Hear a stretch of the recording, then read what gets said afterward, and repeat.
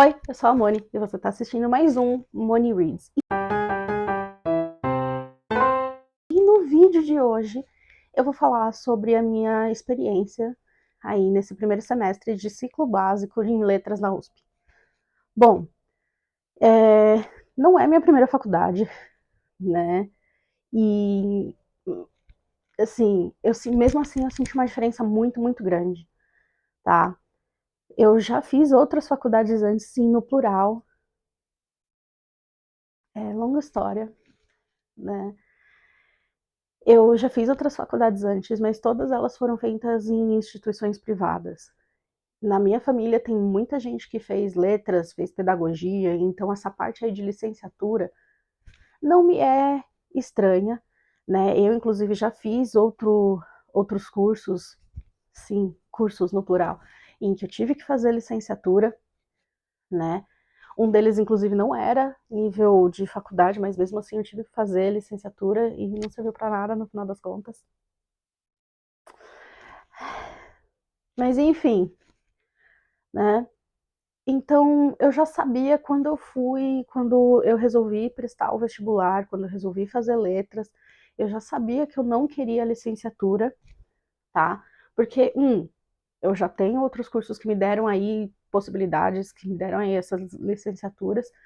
Dois, eu quero aprender coisas novas em áreas em que nos outros cursos que eu fiz, eu me interessei, mas eu não tinha onde desenvolver isso, né? Como, por exemplo, eu vou falar das minhas escolhas aí no próximo semestre. Mas vamos lá. Então, como que funciona o curso na USP? Né? E, obviamente, eu fui para lá pela FUVEST, eu passei no vestibular, comecei a cursar. Mas vamos falar como é que se estrutura esse curso de letras na USP e como ele é diferente, né, de outros cursos, de repente, de letras aí no país. Vamos começar com a primeira coisa aqui. Eu não sou especialista em cursos de letras no Brasil, tá? Pode ser que de repente vocês tenham aí experiências diferentes ou bem parecidas com essas da USP que eu vou falar agora. Então, se vocês tiverem alguma experiência aí diferente do que eu vou falar aqui, ou até semelhante do que eu vou falar aqui, comenta aí e vamos trocar uma ideia sobre como que foi esse processo, porque eu tô achando isso tudo muito interessante, muito diferente. E muito desesperador também, não vou mentir. Então, em outros cursos de letras, no, que eu já tive aí contato, que, como eu falei, né, pessoas da minha família fizeram letras e correlacionados, a escolha se dava no final do primeiro ano, mas assim, você escolhia entre espanhol ou português, desculpa, entre espanhol ou inglês, e português era obrigatório, né? Por exemplo, minha mãe, ela fez letras e na faculdade que ela fez não tinha nem opção, era português e inglês e acabou, né? Aqui na USP você tem muita opção, mas tipo, eu não tô zoando. Quando eu falo que tem muita opção, é muita opção. Eu vou ler o que tá no site da USP, tá? Você tem, de língua estrangeira você tem alemão, árabe, armênio, chinês, coreano, espanhol, francês, grego, sim, grego, hebraico, inglês, já são 10, italiano, japonês, latim. A few moments later. Bom, então no total você tem 14 línguas estrangeiras, o português e a área de linguística. Você pode escolher fazer só uma língua estrangeira, não pode escolher fazer duas línguas estrangeiras. Que, poxa, queria. Eu entendo, tá? Eu entendo por que você não pode escolher. Porque imagina você ter que se dedicar a duas línguas estrangeiras ao mesmo tempo, no sistema que eles fazem, né? Na velocidade que você tem que aprender, entre aspas, um idioma numa faculdade de letras, né? Sem contar que você não aprende o idioma numa faculdade de letras. Se alguém aí tinha essa ilusão de que, eu vou fazer letras porque eu sempre quis aprender russo e eu vou aprender russo lá, assim, não é exatamente isso que acontece. Claro que se você pega russo, não é uma coisa assim, a gente não vê escola de russo, propaganda de aprenda russo a cada 5 minutos em tudo quanto é canto, você não anda aí, você tropeça numa escola de russo, como é o caso de escolas de inglês, né? Era o caso de espanhol, o espanhol agora tá, parece que, sei lá, pelo menos aqui na região que eu moro, na região em que eu vivo, assim, né, que eu circulo, eu vejo cada vez menos espanhol, o que eu acho muito estranho, mas tudo bem. Então, assim, você é diferente do inglês, mas mesmo assim, mesmo em inglês, você não vai lá para aprender do zero, porque você tem 3 anos, 4 anos às vezes, para aprender aquela língua. E não se aprende nenhuma língua em 4 anos, tá? Sim, a não ser que você seja um gênio da língua, né? Você tem uma habilidade, uma inteligência para línguas extremamente aguçada, você não vai aprender em 4 anos, ser fluente em 4 anos ao ponto de você dar aula. Então é por isso que as pessoas, os professores recomendam, estude por fora, faça um curso por fora, porque a velocidade que você tem que aprender uma língua num curso de graduação é muito, muito rápido. E nem todo mundo vai pegar muito rápido. Então, o ideal é que a pessoa já tenha pelo menos um nível pré-intermediário e intermediário dessa língua estrangeira.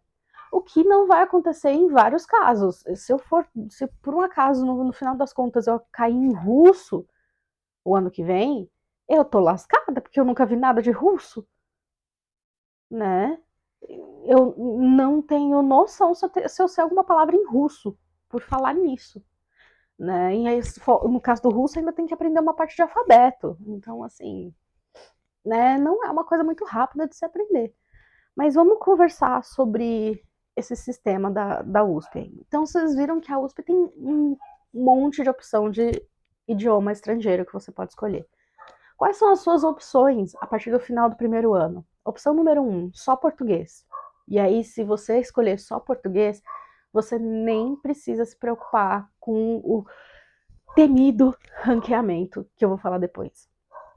Você pode escolher português e linguística, que também você vai se preocupar com ranqueamento, porque linguística é bem concorrido. E se vocês estiverem ouvindo os cachorros da rua, por favor, ignorem.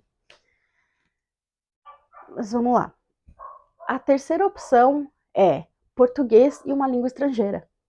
Ou seja, o português é dado para você.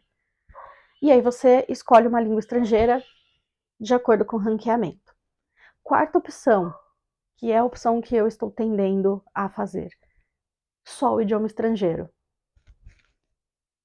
Né? E aí você tem 14 idiomas estrangeiros para escolher. Mas vamos lá. Então, eu tenho essas 4 opções, mas como que eu chego nessas 4 opções? Né? Então, primeiro que o português não precisa do ranqueamento, que é essa coisa super, meu Deus, que de uma certa forma todo aluno, quase todo aluno do ciclo básico tem medo.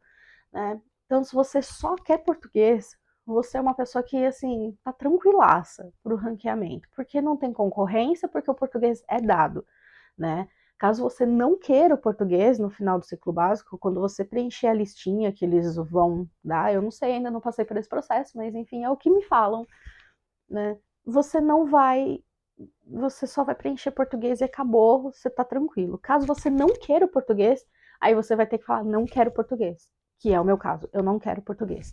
Por que que eu não quero português? Porque, como eu já falei, eu já tenho outros cursos que me dão a licenciatura, inclusive uma de português, então, para mim, eu não quero fazer 2 vezes, né? Eu não sou a pessoa que sou tão fã assim de língua portuguesa, então, obrigada. Então, chegamos no ranqueamento, né? Que eu tô falando toda hora, ranqueamento.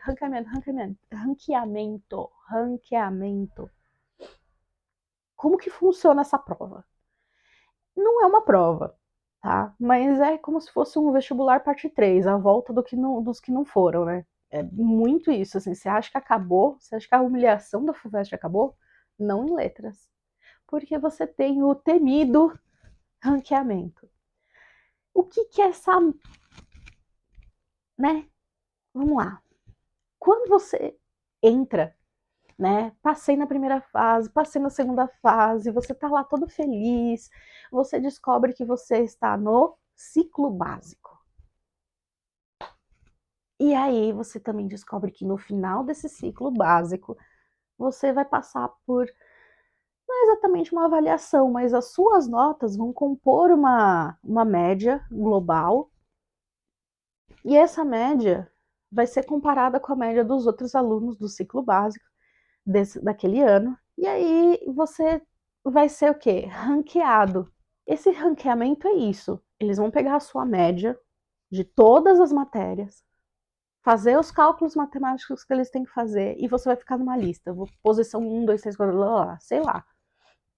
Vai ficar numa posição. De acordo com essa posição, você vai descobrir se você pode fazer aquilo que você queria ou não. Como assim? O que foi falado, e essa aí eu só, né, tenho aí os relatos dos veteranos, o que foi falado é que lá para outubro, novembro, a gente vai ter uma lista, deve ser no sistema lá, no sistema no site, vai ter uma lista que a gente vai colocar a primeira opção de curso, tal, segunda opção, tal, terceira opção, até 7. E aí, né, ali naquela listinha você também vai colocar se você quer continuar com português ou não. Tudo bem, preencheu aquela listinha? Preencheu a listinha. Vai esperar sair essas notas aí, esses cálculos. E aí, com essa posição, você vai descobrir se você pode se matricular na sua primeira, na sua segunda, na sua terceira opção, se você passou para elas ou não. Se você não passou, você pode fazer o re-ranqueamento. Eu não sei como isso funciona direito, não passei por esse processo ainda, mas o que me explicaram é que, se por um acaso, eu vou dar um exemplo, eu queria linguística, não passei para linguística, vou fazer a minha segunda opção. No outro ano, eu posso fazer um re-ranqueamento. Só que aí eu tenho que contar que a minha nota do ciclo básico vai ser maior do que o pessoal que está lá fazendo ciclo básico naquele ano. Né? Então eu tenho que torcer para que todo mundo ou não queira linguística, porque daí baixa a concorrência, ou que quem está lá, né, não tem uma nota tão boa quanto a minha, ou tem uma nota pior que a minha, para eu poder fazer as matérias de linguística. Também posso passar pelo re-ranqueamento se a que eu escolhi, eu passar um ano e eu falar, não gostei. Posso re-ranquear? Pode. Aparentemente você pode. Lembrando que na USP você tem 6 anos para concluir o curso de letras, caso você não faça a licenciatura, e 8 anos, 7 ou 8 anos para fazer o curso, caso você queira a licenciatura. 7? 8? Acho que 8. Mas eu já vi gente falando 7. Enfim, né, se você só quiser o bacharelado, que é o meu caso, eu tenho que terminar esse curso em 6 anos. Se eu passar dos 6 anos, eu perco a minha vaga, eu vou ter que passar pelo processo do vestibular todo de novo. Inclusive, não só o vestibular, eu vou ter que passar por todas as matérias, tudo de novo.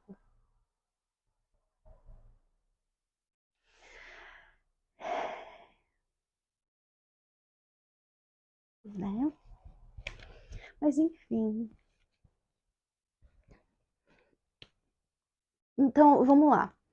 Eu fiz o primeiro semestre do que é o chamado ciclo básico. Vou entrar aí daqui umas semanas, quando esse vídeo for ao ar, esse processo. Quando esse vídeo for ao ar, o semestre provavelmente já vai ter começado. E eu estarei no segundo semestre do ciclo básico, né? Então vamos falar como é que o ciclo básico funciona. Agora que você entendeu essa nota, esse ranqueamento aí, vamos falar sobre o ciclo básico.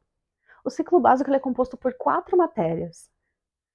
Linguística, ou elementos de linguística, que a gente normalmente chama de EL, né? Ou eu vejo muita gente, pelo menos no meu ano, eu vejo muita gente chamando de linguística mesmo, porque eu acho mais fácil do que EL. Enfim.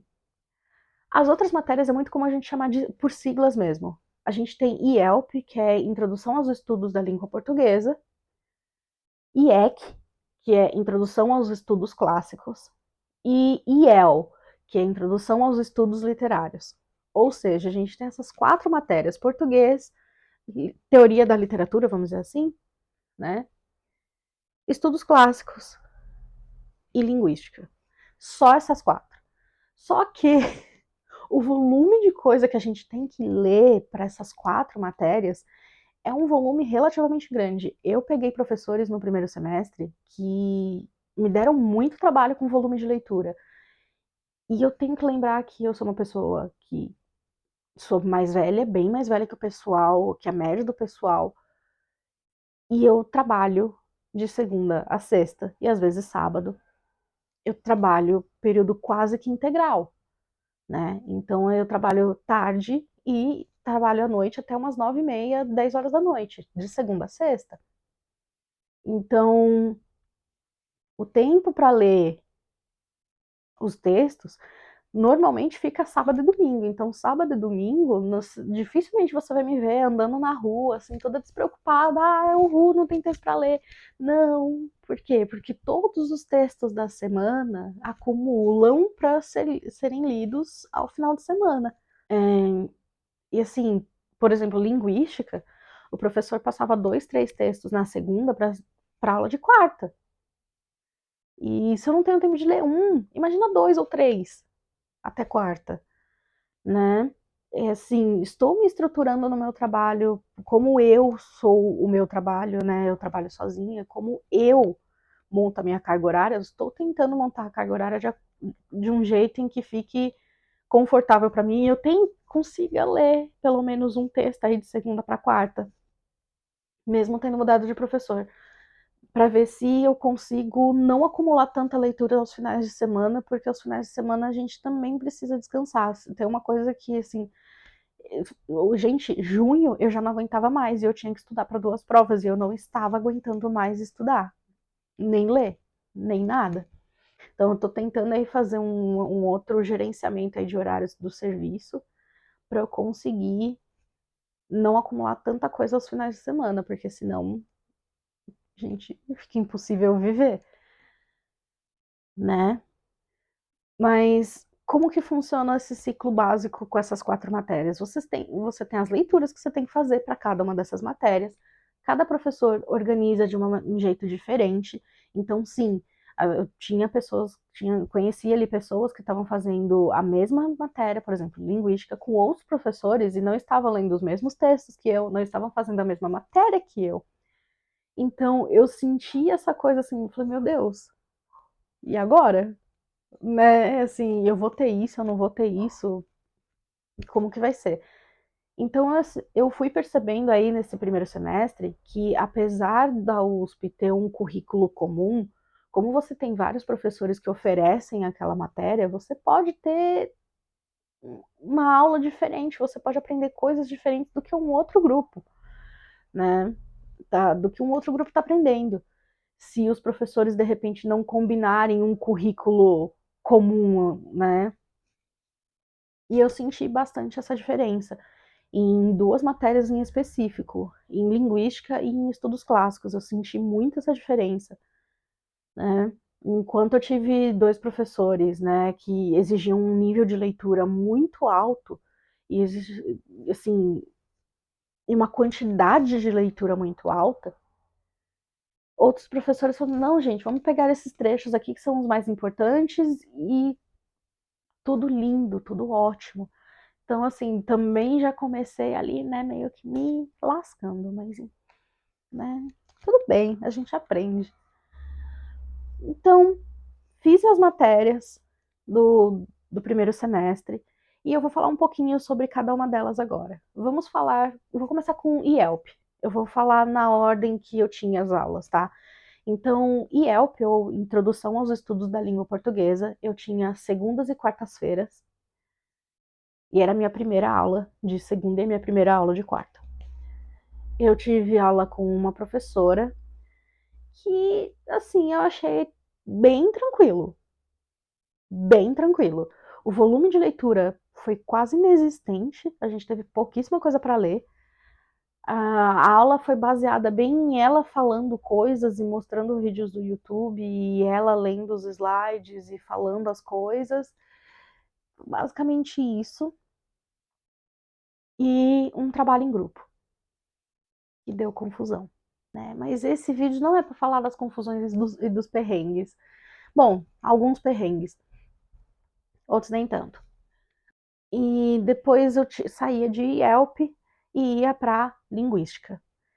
Eu gostei do meu professor de linguística, apesar de ser uma opinião impopular, essa minha. Eu gostei do professor, mas o volume de leitura que ele pedia era insano, né? Como eu já falei, já venho falando aí no decorrer desse vídeo, o volume era muito alto, eram 2, 3 textos na segunda para quarta, e na quarta-feira era mais 2, 3 textos, e aí você já, na quarta-feira ele já passava, né, o texto para segunda, então no final das contas, no sábado e no domingo eu tinha que ler os textos daquela semana que tinha passado, e da semana seguinte para eu poder entender a aula, ou seja, eu tinha que ler uns 12, 14 textos, sempre por aí, entre 10 a 14 textos só de linguística. Né? E das outras matérias? Né? A gente ficou muito contente, né? Ficamos muito contentes. Eu, meu cérebro e os surtos, né? A gente ficou bem contente, meu divertidamente ficou bem contente que eu não tinha que ler nada para português. Que, né? Eu usei várias das aulas de português, inclusive, para ler os textos de linguística, tá? É, fiz isso várias vezes. O que aconteceu também na matéria de linguística? A prova foi muito estranha. A prova não valia 10, a prova valia 40, porque ele tinha 4 perguntas, cada pergunta valia 10. E aí ele somava, a sua nota dividia por 4. Moço, não era mais fácil fazer 5 perguntas, cada uma delas valendo 2? Fica aí o questionamento, né? Assim, não foi um professor muito popular, o pessoal, num geral, não gostou muito dele. Eu gostei, eu tenho minhas críticas, tenho aí minhas pontos a melhorar para esse professor, mas, num geral, eu gostei bastante. Vamos agora para as matérias de terça e quinta. A primeira matéria de terça era IEL, que era de estudos literários, e eu tive uma professora gente, muito fofa, muito fofa. O pessoal aí no final do semestre teve depois que saíram as notas do trabalho, tiveram aí um certo problema com ela, tal, uma certa até decepção com ela, mas comigo foi tudo bem, eu senti que eu fui orientada o tempo inteiro, eu gostei bastante das aulas. Tinha algumas aulas que era uma viagem, tinha, mas assim, interpretação de texto, né? A gente de vez em quando dá umas viajadas bem boa. O que eu tô fazendo aqui? Eu quero a minha casa, eu quero a minha mãezinha. E como que foi a avaliação dela? Foi um único trabalho que a gente teve basicamente um mês aí, um mês e pouquinho para fazer.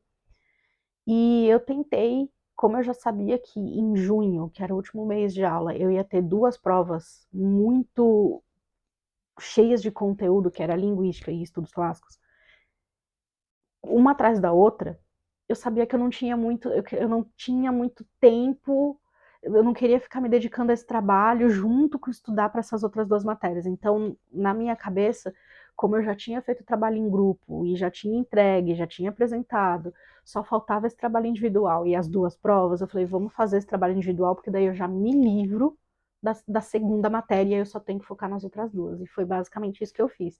Eu sentava assim sábado e ia fazendo assim, nossa, consegui fazer todos esses itens aqui. Sim, as orientações do trabalho foram frente e verso, uma folha frente e verso, tá?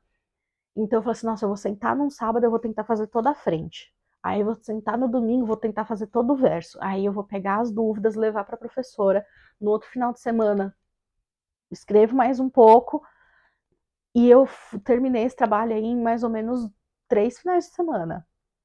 Tudo bem que um pouquinho antes da semana de entrega, ela falou sobre um texto que ela não pediu para ler, mas ela falou sobre um texto que eu falei, meu Deus, não, não, faz muito sentido com o meu trabalho, agora eu vou precisar ler esse texto. Eu tava assim, prontíssima para entregar. Eu falei, vou ter que ler esse texto agora. Como é que eu vou ter calma? Olha tudo que eu tô passando! E você me vem agora com uma dessa? É claro que eu vou enlouquecer de ver. Aí foi mais um final de semana, só que aí eu também falei, não, agora eu vou encerrar. Eu vou encerrar, e eu vou encerrar, e eu vou imprimir, eu vou entregar, e chega, já deu. Um dos clássicos eu tive que ler Odisseia, Ilíada e Eneida. Dá mais ou menos 1.500 páginas. E eu tive problemas com a entrega dos livros, porque eu comprei na Amazon num Prime Day, que teve no início, lá no mês de março. E simplesmente meus livros não chegaram, não foram entregues e eu tive que comprar em outro lugar, entendeu? Porque eu esperei um mês para esses livros chegarem e esses livros não chegaram. Obrigada, Amazon.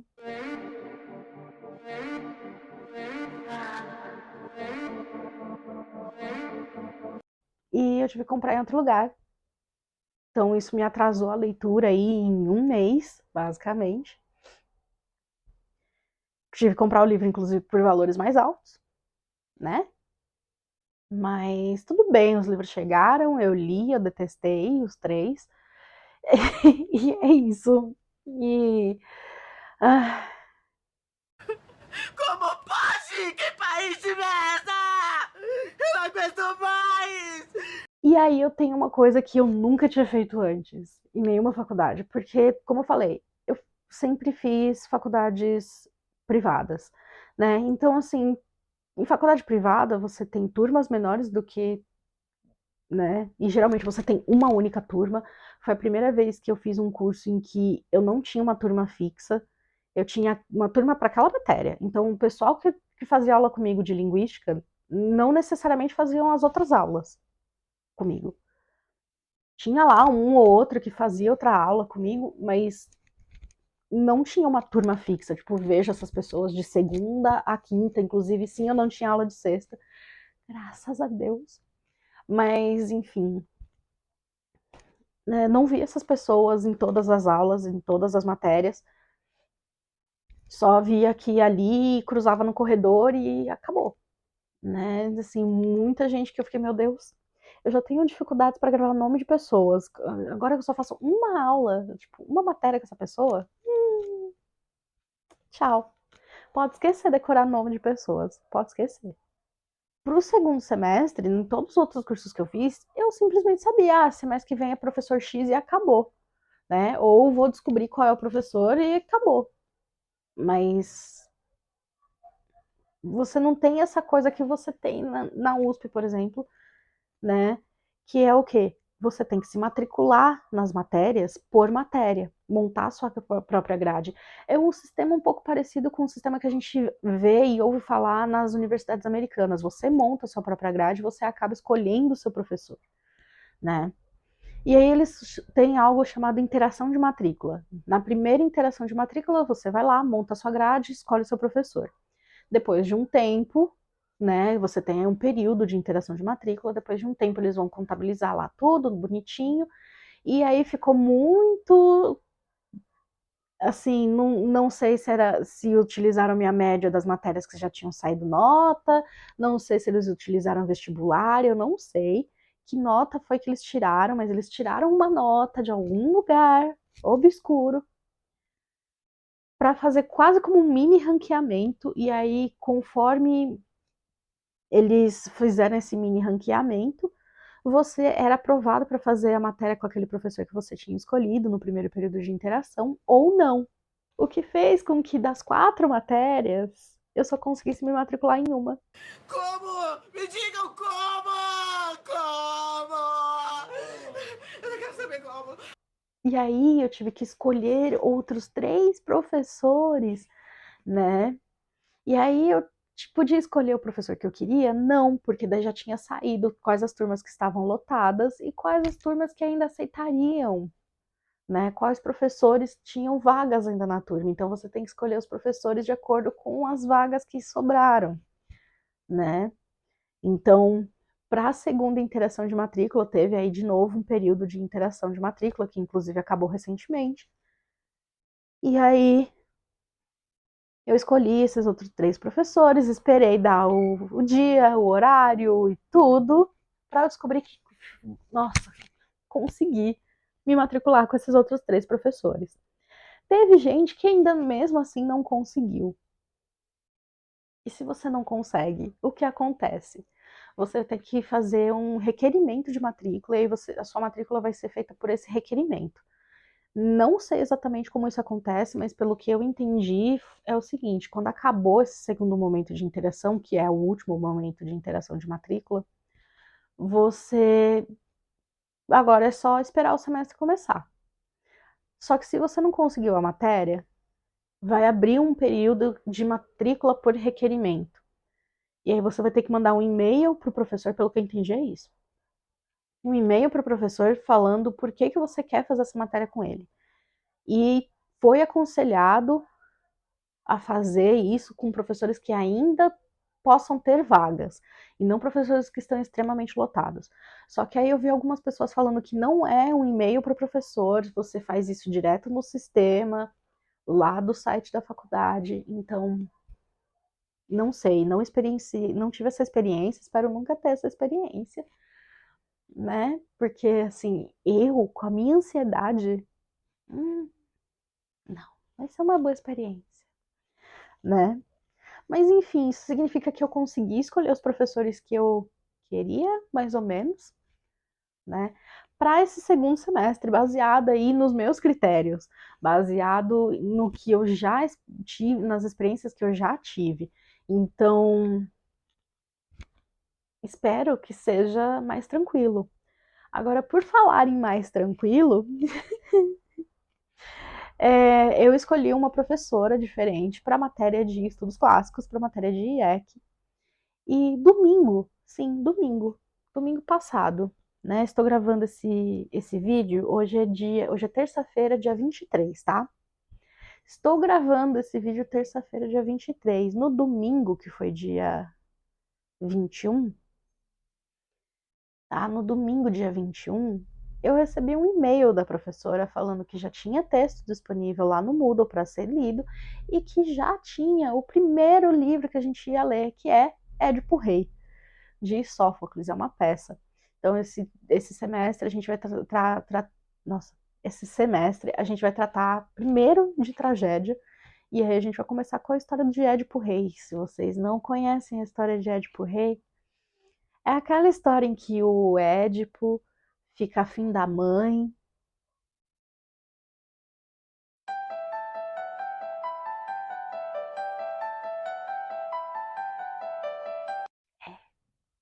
Leitura agradável, né? Uma leitura muito agradável para ser feita. Então, né? Enfim. Enfim, gente. Então a professora, as aulas nem começaram, as aulas vão começar no dia 6 de agosto dela. E eu já tenho texto para ler, já tenho livro para ler. E vamos falar sobre o que eu quero, né? Porque eu falei sobre o ciclo básico, falei sobre o temido ranqueamento, mas não falei o que eu quero. Bom, já mudou várias vezes de posição. Eu acho que no decorrer desse segundo semestre vai mudar de novo, mas está meio que se solidificando, né? Eu tenho aí algumas preferências e eu vou começar a falar primeiro de idiomas estrangeiros. Eu penso em fazer idiomas estrangeiros ou linguística. Não quero português, como eu já falei. E para idiomas estrangeiros, eu tenho aí algumas opções. Quais são elas? Hoje, talvez elas estejam na ordem de preferência, ou não. Tá na ordem do que eu lembro. Então, vamos lá. Coreano, japonês. O chinês estava, mas algumas coisas aconteceram durante esse semestre e eu falei, não, acho que eu não. Então, japonês, coreano, espanhol, tá um pouco na minha lista, italiano, tá na minha lista. Então, essas 4 aí são as que eu tô pensando no momento. Porque espanhol eu já estudei há muitos anos atrás, eu gostaria de voltar a estudar, então eu acho que seria legal, e sem contar que eu conheceria bastante da cultura, bastante da literatura espanhola e hispânica, coisa que eu não tive muito contato na vida. E sim, eu sei que temos que melhorar isso. Italiano também foi uma língua que eu já estudei durante um tempo e eu gostei bastante. Eu tive pouquíssimo contato com literatura coreana, com literatura italiana. Então eu acho que também vai acrescentar aí bastante, sem contar que tem aí um campo bacana. Japonês e coreano são as línguas que eu sempre quis estudar desde que eu era pequenininha, sempre quis aprender. E eu falei, que oportunidade, não? Sem contar que estou aí, fãzinha de literatura coreana e fãzinha de literatura japonesa, das coisas que eu tenho lido. Então, acho que vai dar bom, espero. E eu tenho a opção de linguística. Sim, inclusive também, dentre as pessoas que eu converso, ninguém quer linguística, o que é ótimo, mas eu sei que tá bem concorrido esse ano linguística. Tem muita gente que quer. E dentro da área de linguística tem dois campos que eu me interesso bastante, que é a neurolinguística e a linguística histórica, né? A historiografia da linguística e tudo mais. Essa parte aí de estudar história de língua, história né, dos falares, então é algo que me interessa bastante.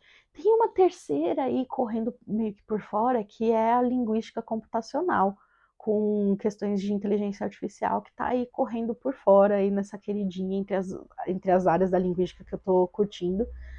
Mas eu ainda vou deixar esse semestre aí me levar um pouco, vou focar no que eu tenho que fazer agora, que é focar nessas 4 matérias e tentar tirar a melhor nota possível em cada uma dessas matérias. Mas enfim, gente, esse foi um vídeo que eu falei muita coisa, que tem muita informação, mas tudo isso foram experiências que eu vivi nesse primeiro semestre aí, algumas coisas que eu fui pescando com os veteranos, né? Eu espero que vocês tenham gostado. Se vocês têm alguma dúvida, alguma sugestão, alguma coisa, olha, não faça tal língua, podem deixar aqui no comentário. E vocês já sabem, né? Dá um like nesse vídeo, porque me ajuda muito. Se quiserem me seguir lá no Instagram, basicamente todo dia que eu chego na USP, eu posto uma fotinha lá, tipo, cheguei. Então, se você quer seguir essa minha rotina um pouquinho mais de perto, eu fico bastante no Instagram, principalmente nos stories. Então, me segue por lá também, é Moni Reads. E eu vejo vocês no próximo vídeo. Tchau!